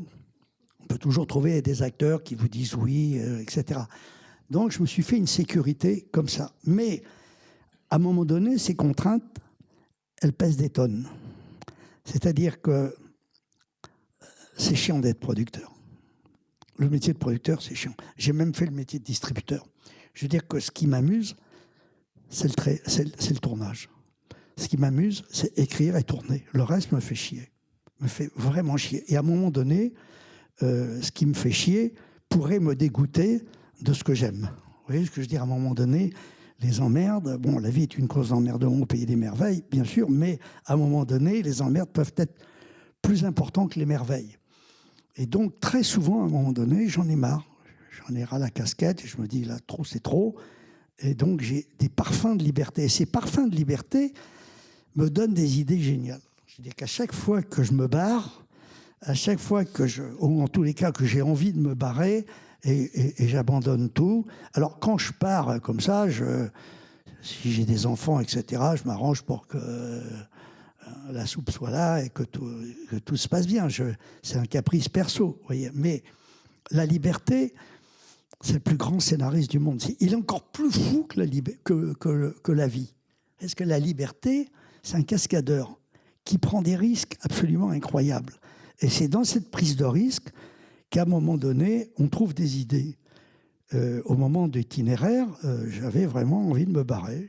J'en avais marre. Je me suis dit... en plus, j'avais le sentiment de me répéter. Je me disais, non, là maintenant, je suis un escroc. Je sais comment on peut escroquer les spectateurs. Je sais comment on peut... Ça ne me plaisait pas. Parce que mes autres films avaient été spontanés. Puis d'un seul coup, j'avais un petit malaise avec moi-même. Et puis comme je suis Scorpion et je ne me fais pas de cadeaux, je dis, allez, je me barre. Et j'avais envie de me barrer. Je ne savais pas où. J'ai pris ma voiture et j'ai dit, je vais me barrer. Je vais faire le tour du monde, je ne sais pas. Puis arrivé à Fontainebleau, j'ai Belmondo qui m'appelle. J'avais à l'époque une des premières voitures avec le téléphone dans la voiture. Ça coûtait très cher à l'époque. Et donc, il ne fallait pas que j'aille plus loin que Fontainebleau, parce qu'au-delà de 50 km, ça ne prenait plus. Donc j'arrive à Fontainebleau pour faire un plein d'essence, et Bébel m'appelle. Et il me dit, qu'est-ce que tu fous? Je dis, je suis à Fontainebleau. Il me dit, qu'est-ce que tu fous? Il dit, je me barre. Je dis, te barre où? Je dis, j'en ai marre, j'en ai plein le cul. Tout me fait chier, le métier, le machin, les gens. J'entends des conneries partout. J'en peux plus de lire ce qu'on écrit sur moi. Ils n'ont rien compris, ils ne comprendront jamais rien. Il me dit, écoute, c'est un scénar formidable, non? Donc je suis revenu à Paris, on s'est mis au boulot, on a fait itinéraire et on s'est barré ensemble. Voilà. Donc encore une fois, la vie m'emmène toujours où il faut aller. C'est pour ça que j'ai envie de dire que tout ce qui nous arrive, c'est pour notre bien, même si sur le moment, ça fait très mal. Parce que quand vous partez, vous êtes au bord du suicide. Hein. Je veux dire que quand on décide de partir, on se dit j'avais envie, comme le personnage du film, de disparaître. Et en tous les cas, j'avais vraiment envie de disparaître. Ces parfums de saturation, mais à un moment donné, ça fait des belles histoires. Et cette figure de l'homme sur les routes qui revient quand même sans arrêt dans votre cinéma. Hein. Vous êtes vraiment un cinéaste des déplacements, d'ailleurs par plein de moyens possibles. C'est dans quel film que Dutronc dit ça? C'est dans Le Bon et les Méchants. Donc quand il dit je connais tous les moyens de prendre la fuite, je suis capable de tout conduire. Il y a de ça, que ça soit un bateau, une locomotive, etc. Ça se retrouve aussi dans le dernier film. Cadmerat, dans Finalement, c'est quand même un type sur les routes avec son baluchon au final. Complètement. Il y a énormément de points communs entre Itinéraire et Finalement. Dans Itinéraire, il fait croire qu'il est mort. Il se dit, comme ça, ma mort va arranger tout le monde. Et c'est vrai que très souvent, on se dit, ma mort va arranger plein de choses. Vous savez, la mort de chacun d'entre nous arrange beaucoup, beaucoup de choses. Beaucoup, beaucoup de choses. On ne dira jamais à quel point la mort est une roue de secours dans bien des cas. Et c'est vrai qu'à un moment donné, et je me suis dit comme ça, alors que si... Voilà, mais dans Itinéraire, j'étais radical. Je me suis dit, la mort, et ça va laisser à mes enfants une liberté colossale, parce que là, je les bloque, mes gosses. C'est un peu comme Jean Gabin dans Les Grandes Familles. Il bloque son fils. Vous vous rappelez de cette séquence formidable, et à un moment donné, le fils se suicide, parce qu'il n'en peut plus de la pression du père. C'est épouvantable, voilà. Et donc, je me suis dit, à l'époque d'Itinéraire, mes gosses, je les empêche, je les empêche d'exister. Voilà, je suis un frein. Je suis un frein, et je me dis, je vais leur faire croire que je suis mort, et puis donc, ils vont organiser... difficile à faire, mais ça fait un beau scénario. Ça fait un beau scénario. Allez, chose promise, chose due. Vous avez des micros et des gens pour vous les passer. Voilà, il suffit de lever la main, monsieur. J'aurais une question par rapport aux uns et les autres. Donc, c'est mon film préféré. Dans le livre Les uns et les autres, il y a un chapitre post-générique. On retrouve Evelyn Wigs avec Charles Gérard en Thaïlande. Cette scène n'existe pas dans la série télé. Je voudrais savoir, est-ce qu'elle a été filmée? On a été tourné en Thaïlande. Oui. À l'époque, la fin du film se termine avec les camions de l'UNICEF et de la Croix-Rouge, Oui. et par un grand gala qui est au nom de l'UNICEF et de la Croix-Rouge, puisque c'est comme ça que tous les personnages se retrouvent à la fin du film.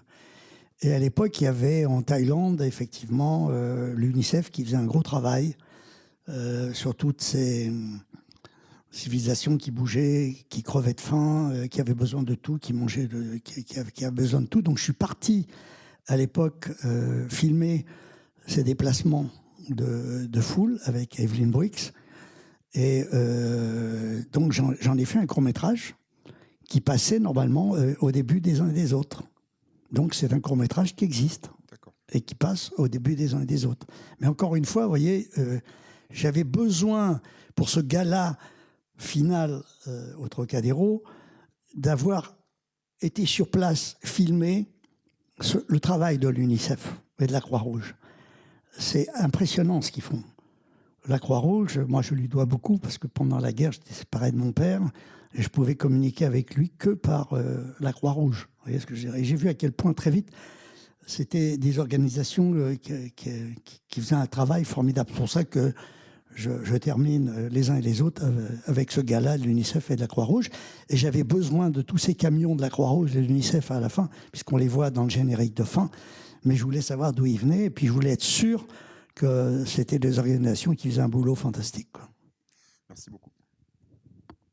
Oui, j'ai regardé hier soir avec grand intérêt le documentaire qui est passé sur France 5. Et donc là, au tout début, on voyait votre premier échec, Le propre de l'homme. Et ensuite, pendant 6 ans, vous avez refait des films qui n'avaient pas de succès jusqu'à Un homme et une femme, qui a connu le succès, évidemment, et puis la Palme d'Or et Oscar. Et je voulais savoir, qu'est-ce qui fait que vous aviez cette détermination à poursuivre malgré tout? Est-ce que c'était une intime conviction que vous y arriveriez, quoi qu'il arrive?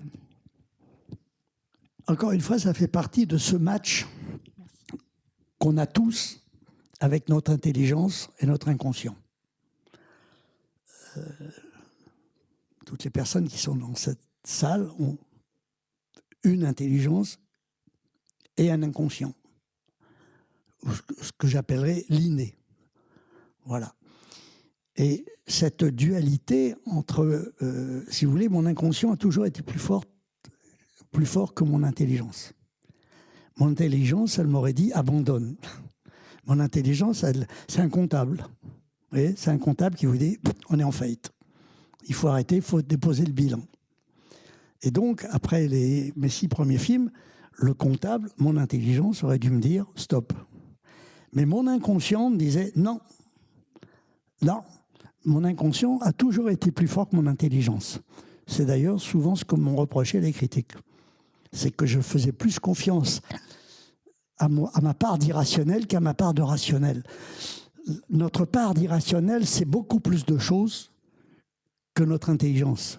Mais en plus, aujourd'hui, avec l'intelligence artificielle, notre inconscient, il n'y a plus que ça qui est pour lutter contre l'intelligence artificielle. Vous voyez ce que je veux dire? Bon, notre inconscient, on ne se rend pas compte la force de notre inconscient. Notre inconscient, il nous dit qu'on est là depuis toujours.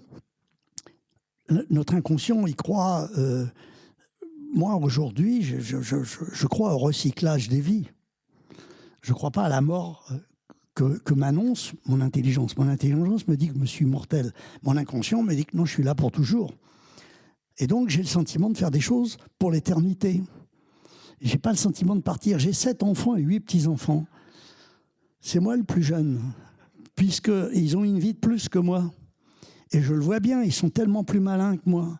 Ils savent des choses, ils savent faire des choses que moi, à leur âge, je n'aurais jamais été capable de faire. Donc c'est bien la preuve, puisqu'il faut une preuve. On n'a pas de preuve pour la réincarnation. C'est comme dans toutes les religions, on n'a aucune preuve. Il faut bien faire confiance à notre part d'irrationnel. Mais à force d'observation, j'ai l'intime conviction que mon inconscient me donne de meilleurs conseils que mon intelligence. Mon intelligence, elle a peur de tout. C'est un trouillard. Vous voyez ce que je veux dire? Elle me dit, fais pas ci, fais pas non, machin, etc. Et mon inconscient, il me dit non, vas-y, prends des risques. C'est un cascadeur. Vous voyez ce que je veux dire? Et donc, ce cascadeur, après 6 échecs, m'a dit bon, c'est le moment. C'est bon. Et c'est vrai que quand je me lance dans Un homme, une femme, je dis, je fais tapis. D'abord, comme je suis déjà en faillite, je dis que la faillite, elle soit à ce chiffre-là ou à celui-là, une faillite, c'est une faillite. Donc, quand je fais le bilan des 6 premiers films, normalement, je pourrais presque déposer le bilan. Vous voyez ce que je veux dire? Je me dis, autant déposer un beau bilan, quoi. Hein, autant y aller. Et donc, je prends tous les risques et c'est à ce moment-là que ça rigole. Vous voyez ce que je veux dire? Quand je parlais de poker tout à l'heure. Voilà, donc si vous voulez, la grande chance que j'ai, c'est que mon inconscient est plus fort que mon intelligence. Je le sais de plus en plus. Et surtout quand on se rapproche de la ligne d'arrivée. Vous voyez ce que je veux dire? Donc mon inconscient aujourd'hui, c'est lui qui me pousse à faire encore des choses, alors qu'à l'âge que j'ai, normalement, je pourrais penser à ralentir et apprendre à aller me faire chier. Vous voyez, voilà. Donc cet inconscient, il a toujours été là. Et je l'ai vérifié plusieurs fois. Parce que j'ai connu après des succès, mais des échecs. Et les échecs, je les ai payés lourd puisque j'étais producteur. Vous voyez ce que je veux dire? C'était pas... Moi, j'ai jamais fait des films avec l'argent des autres. Aujourd'hui, la plupart des producteurs font des films avec l'argent des autres. Vous voyez ce que je veux dire? Donc, le système français est formidable, il est extraordinaire. Il permet de faire des films avec l'argent des autres. C'est le plus beau pays du monde. Alors, moi, je m'en sers aussi de cet argent. Mais j'ai jamais fait un film sans risque. Je veux dire qu'à un moment donné, il y a toujours une partie, si le film coûte 10 millions d'euros, bon, j'arrive à trouver, comme tout le monde, 5. Mais les 5 autres, il faut les mettre. Et ces 5 autres, jusqu'à maintenant, je les ai mis. Vous voyez ce que je veux dire? Mais c'est mon inconscient qui me dit, non, vas-y, c'est l'enfant capricieux qu'il y a chez moi, c'est l'enfant gâté, c'est mon inconscient. Déjà, bravo pour toute votre carrière, Monsieur Lelouch, parce que au niveau de la densité d'émotions, votre filmographie est vraiment très riche. J'ai pas vu le documentaire dont on parlait à l'instant ou lu encore le livre, mais je connais quelques anecdotes sur votre vie. Et en les connaissant, je me rends compte qu'en voyant le film, il y a souvent des éléments biographiques qui ont inspiré certaines séquences. Je pense notamment au congrès des prostituées. Pour moi, ça me fait penser à une époque où vous cherchiez à commencer à gagner votre vie avec la caméra et vous faisiez des courts-métrages d'actualité, notamment un, je crois, sur la prostitution au Bois de Boulogne, qui à l'époque est parti à la poubelle, si ces infos sont exactes. Voilà. Parmi les anecdotes auxquelles je pense, il y a, on sait que vous avez connu jeune Mikhail Kalatozov et que, en fait, c'est oui, Kalatozov. Voilà. Et en fait, c'est les circonstances qui vous ont conduit à le rencontrer, qui est pour moi aussi une épopée incroyable, parce que je crois que c'est parti d'une offre d'une chaîne canadienne de télévision qui offrait une prime, qui vous a motivé à partir en URSS. Et comment vous avez réussi à partir en URSS? J'aimerais bien que vous le racontiez, parce que vraiment, c'est incroyable. Non, écoutez, c'est vrai que Kalatozov a été le metteur en scène qui a fabriqué mon cinéma. Je veux dire que j'ai été très influencé par Clouzot, d'autres, enfin la liste est très, très impressionnante. Mais celui qui a vraiment marqué mon cinéma, c'est Kalatozov. À l'époque, j'ai 20 ans, c'est en 1957. Et donc, je pars faire un reportage à Moscou. Et il y avait à l'époque que les communistes qui pouvaient rentrer à Moscou. Donc, je m'inscris au parti et pour avoir la possibilité de partir sur ce voyage organisé. Et j'ai emmené avec moi une caméra.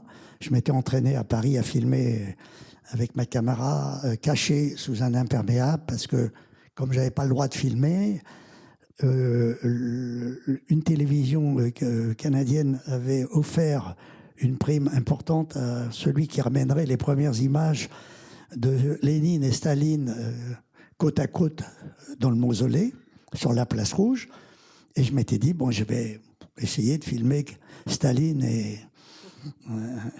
et côte à côte, comme ça. Et c'était très compliqué parce qu'on n'avait pas le droit de filmer. Et donc, à l'époque, venait de sortir une pellicule très rapide. Donc, le mausolée était très, très peu éclairé et la caméra faisait du bruit. Donc, j'avais dit à mes copains communistes, on était très potes, et je leur avais dit, écoutez, quand je vais filmer, comme la caméra fait du bruit, toussez.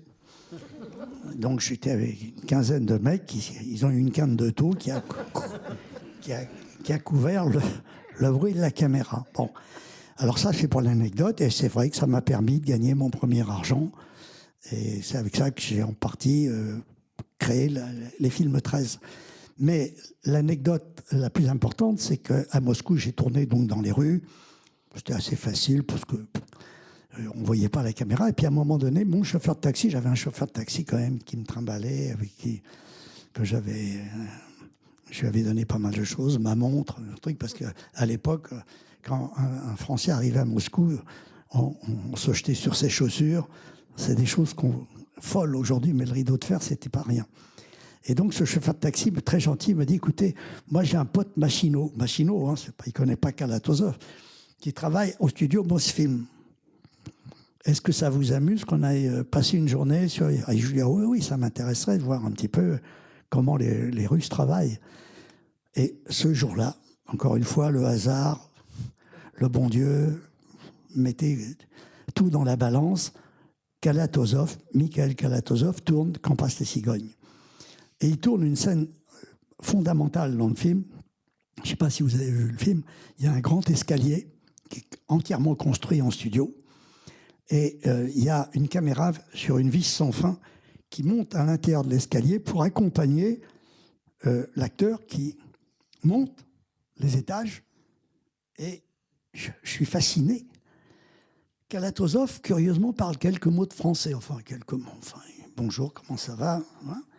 Et on lui dit, il y a un Français là qui est sur le plateau, bonjour. En plus, moi j'avais 20 ans à l'époque, mais je faisais très jeune, j'avais l'air d'avoir 14 ans.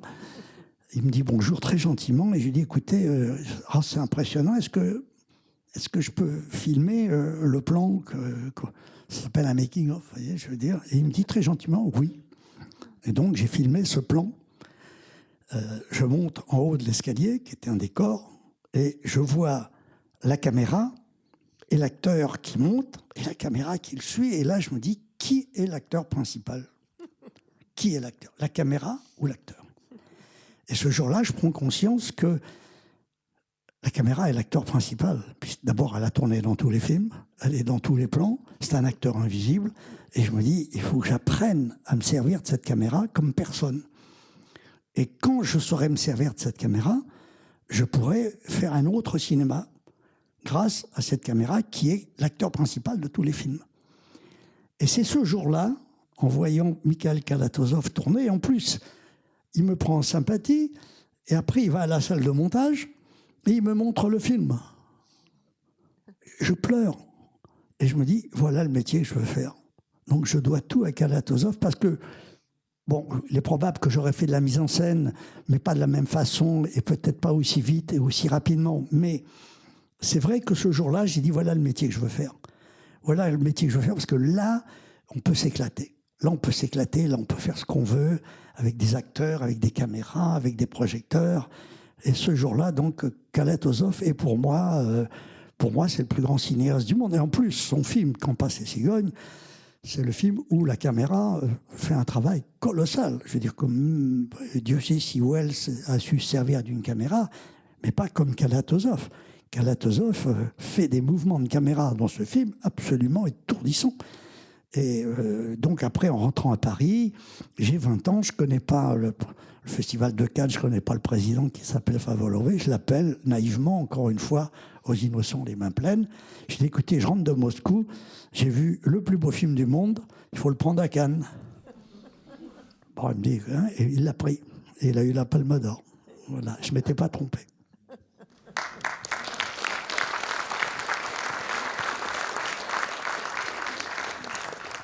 Moi, c'était juste une remarque sur Lino Ventura. Je suis là. Bon, bonsoir. Et bravo. Et surtout, je voulais vous féliciter par rapport à ce que vous donnez comme intimité à Lino Ventura. C'est-à-dire que dans tous les films dans lesquels il joue, pour vous, il est d'un naturel qu'on ne connaît pas avec un autre réalisateur. Et je crois que c'est fondamental, enfin vraiment. Et pour la première fois, on le voit sourire à pleines dents. Et c'est quelque chose qui est très troublant et très touchant parce qu'il a une gentillesse en lui, quelque chose de très, très, très profondément émouvant. Donc je voulais féliciter ça parce que c'est quelqu'un qui est un acteur extraordinaire. Et vous mettez dans cette... Vous dites que vous parliez de cette caméra qui tourne et vous la faites tourner autour d'eux comme ça dans ces lieux qui sont quand même assez gigantesques comme ça, et on a quand même on cible une intimité, on rentre dans une intimité dans ce film qui est incroyable. On les touche, quoi. C'est très tactile. Et ces 5 hommes en fait sont jamais vulgaires, jamais, et ils ont beaucoup de féminité en eux. Donc voilà. Donc c'est très moderne. Et je voulais vous dire que vous aviez la tonalité de la voix de Scorsese et que ce film me fait penser à un film de Scorsese. Donc bravo à votre immense talent de rester français tout en étant profondément américain dans la manière de filmer et dans cette... c'est très majestueux de voir des acteurs être si naturels et un peu loin aussi parfois d'un cinéma français qu'on pourrait critiquer. Je vous remercie, c'est très gentil, ça me fait très plaisir. J'ai bien fait de venir. Et moi aussi. Gabin, un jour, dit à Becker, j'ai trouvé un mec formidable qui s'appelle Lino Ventura. Et il lui avait dit, c'est la force tranquille. Un truc qu'a repris après Mitterrand. Et c'est vrai qu'il symbolisait la force tranquille. Vous voyez ce que je veux dire? Et cette force tranquille, c'est-à-dire que quand Lino dit un truc, on n'a pas envie de le contredire. Vous voyez? Il y a des gens comme ça qui disent non, on ne va pas le contredire. Voilà. Et on pouvait lui faire dire n'importe quoi parce que s'il dit quelque chose, c'est qu'il en est convaincu. Parce qu'il est très cartésien dans la vie. Il ne disait pas n'importe quoi. Il avait besoin d'être rassuré, surtout. Et voilà. Non, mais c'est vrai que, encore une fois, ce qu'il faut, c'est, quand on a bien cerné la personnalité d'un acteur, savoir comment on va l'aimer un peu plus que d'habitude.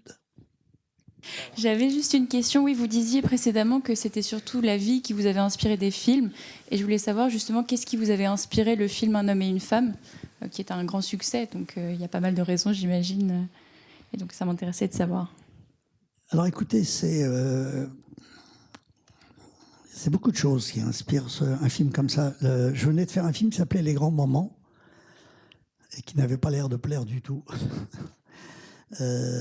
J'étais catastrophé, c'était mon 6e film. Et je me suis dit, bon, pour revenir à la question de madame, peut-être qu'il faut que je fasse autre chose. Quoi. Vous voyez, donc j'étais désespéré. Et une fois de plus, quand je vais pas bien, je prends ma voiture. Je prends ma voiture et je me barre. Là, je ne me suis pas barré loin. C'était le soir, après une projection au CNC à Paris. J'étais complètement cassé. Je me suis dit, putain, je viens de faire un 6e film. Et puis ça y est, ça boite encore, ça marche. Je n'ai pas trouvé la solution. Donc, j'avais vraiment envie de rien. Et j'étais désespéré. Donc, je prends ma voiture, je roule. Et je prends l'autoroute de l'Ouest à l'époque, qui n'était pas très...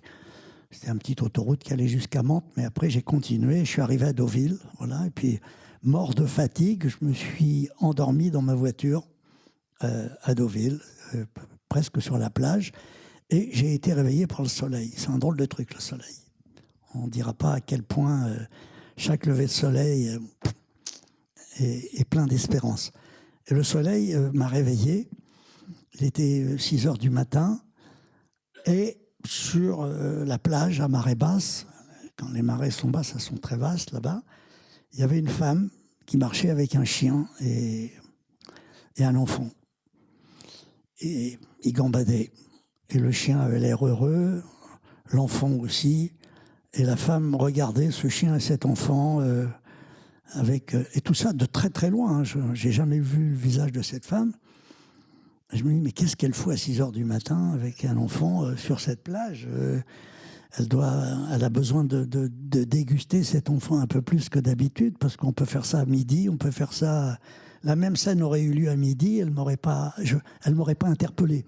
Puis à midi, il y aurait eu 300 personnes sur la plage. Là, elle était toute seule, dans une lumière sublime. Et j'ai eu envie de voir le visage de cette femme. J'avais envie qu'elle me raconte, j'avais envie de lui dire, qu'est-ce que vous foutez sur cette plage à cette heure-ci ? Et en allant vers elle, d'un seul coup, je me suis dit, peut-être qu'elle vient voir son enfant, elle ne le voit pas souvent, qui est en pension, elle en profite le matin très tôt. Et au fur et à mesure que j'avançais vers elle, j'étais en train d'écrire l'histoire d'un homme et une femme. J'ai jamais vu le visage de cette femme. Je suis retourné à toute allure dans ma voiture parce que je voulais noter tout ça.